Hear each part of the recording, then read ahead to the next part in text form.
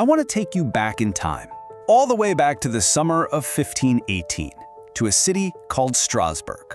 Because what happened there is one of the strangest, most terrifying mysteries in all of human history. So just imagine it. You wake up one morning, it's a quiet, warm July day. You stretch, walk over to your window, and look down at the cobblestone street below, just like any other day. But then, down in the street, you see her. Just a single person, a woman, and she's dancing. But here's the thing that sends a chill down your spine. There's no music, no festival, no one with her. She's just moving, twirling and jerking in this bizarre, silent trance. You might try to just shrug it off, but something about it is just deeply wrong. An hour goes by, she's still there. The sun sets, night falls, she's still dancing. And when you wake up the next morning, your blood runs cold because she is still out there, moving. And by the end of the week, she won't be alone anymore.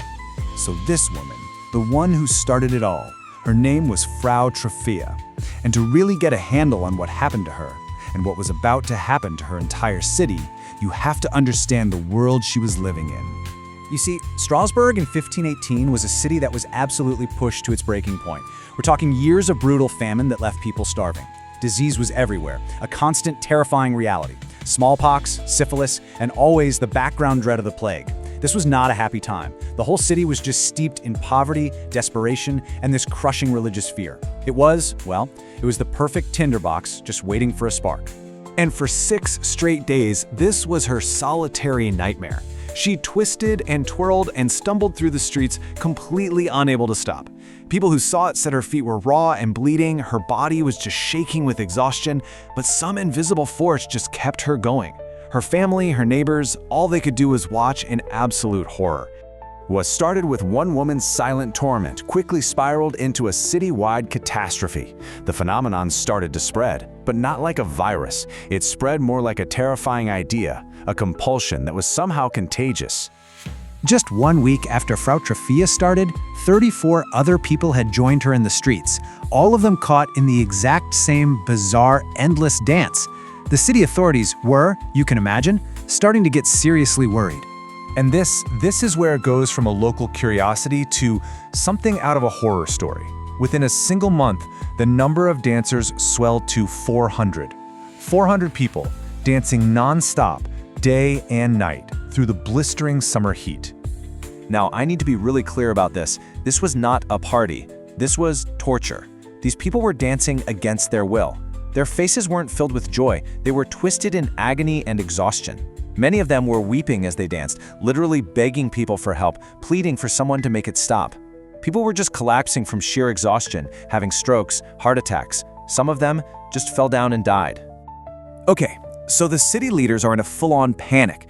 They have to do something, right? So they get together with the top physicians of the day, and they come up with a plan. A plan that, looking back now, seems completely and utterly insane.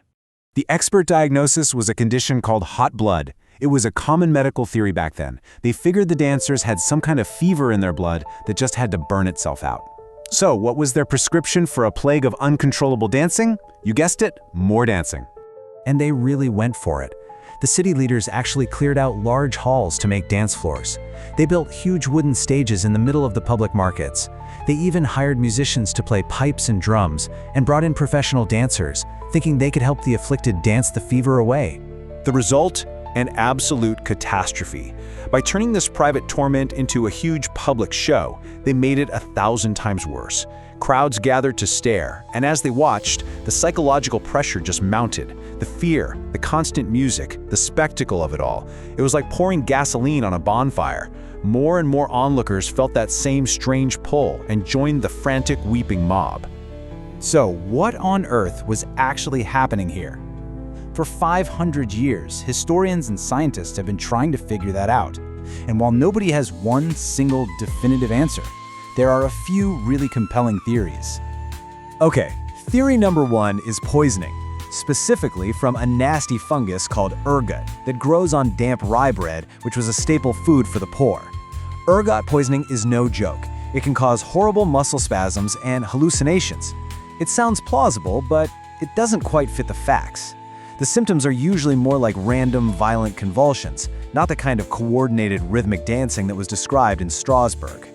Which brings us to a theory that a lot of historians favor: mass psychogenic illness. You might know it as mass hysteria. The basic idea is that the human mind, when it's put under extreme, long-term stress, can actually create very real physical symptoms. And just think about Strasbourg again: starvation, disease, constant fear. It was the perfect breeding ground for a collective psychological breakdown, where all that shared anxiety boiled over and manifested as one bizarre physical act. And that leads to maybe the most haunting theory of all: the curse of Saint Vitus. See, the people in that region shared a very specific, deep-seated belief. They believed a saint named Vitus had the power to punish sinners by cursing them with an uncontrollable dancing plague. In this scenario, the people believed so powerfully that they were cursed that their belief became their physical reality. Their own faith, their own fear, literally trapped them in a dancing prison. And then, just as summer started to fade, something happened that was every bit as mysterious as how the plague started. It just stopped. The timeline is incredibly short and sharp. It all kicks off in July with just one woman. It hits its awful peak in August with hundreds of people, and then by September, the dancing just fizzled out. The stages came down, and a strange, eerie quiet fell over the city once again. So, what was the final body count? That's a question we still can't really answer. Some historical accounts from the time claim that at the plague's worst, as many as 15 people were dying every single day from heart attacks, strokes, and just pure exhaustion. But what's really weird is that the official city records are almost totally silent on the whole thing. It's as if the people writing it all down just couldn't bring themselves to document something so unbelievable. In the end, we're just left with this profound mystery. Was it a poison, a mass psychological breakdown, a cultural curse that somehow came true? Maybe trying to find one neat little explanation is missing the point. Some events are just so far outside of our reality that they defy any easy answer. Because the real answer is probably a terrifying mix of everything. A perfect storm of desperation, biology, and belief, all colliding at once. And that's really the lesson from Strasbourg's Summer of Madness. It's this chilling reminder that under the right kind of pressure, the things we fear the most can literally dance their way out of our nightmares and into the real world.